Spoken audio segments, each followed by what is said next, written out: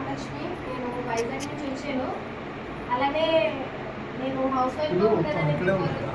Before కూడా నేను X company కూడా ఏ కూడా వర్క్ చేయలేదు. నేను వర్క్ చేసిన ఫస్ట్ కంపెనీ కూడా ఇదే. ఈ కంపెనీలోకి నేను రావడానికి మెయిన్ పాయింట్ ఏంటంటే జనరేషన్ ప్లాన్ అండి. ఎందుకంటే మనం ఇప్పుడు ఉంటాము, సార్ చెప్పినట్టుగా జాబ్ చేస్తారు, జాబ్లో వచ్చే ఇన్కమ్ ఇప్పుడు మనకి గడిచిపోతుంది. నెక్స్ట్ మనకి ఎవరైతే ఇన్కమ్ తీసుకొస్తుందో ఆ పర్సన్ కానీ ఎక్స్పైర్ కానీ అయితే ఆ ఫ్యామిలీ పొజిషన్ ఏంటనేది మనందరికీ తెలిసిందే. సో నేను ఆ ప్లాన్ మీద అంటే జనరేషన్ ప్లాన్ ఏదైతే నాకు నచ్చిందో ఇప్పుడు మనం ఒకటి క్రియేట్ చేసి పెడితే నెక్స్ట్ మన జనరేషన్ అంటే మన పిల్లలే కాదు వాళ్ళ పిల్లలు కూడా వాళ్ళ ఫ్యూచర్ కూడా బాగుంటుందన్న ఉద్దేశంతో నేను ఇక్కడ ఈ నెట్వర్క్ మార్కెటింగ్ లోకి రావడం జరిగింది. అలాగే వచ్చాను, ఐడి వేసాను.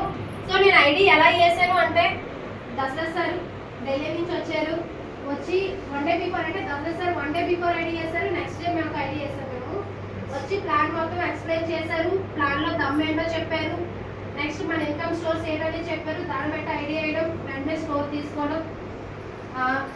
22% అలాగే బ్రౌంజ్, సిల్వర్, నెక్స్ట్ రూబీ చేశానండి. రూబీలో నేను 89,000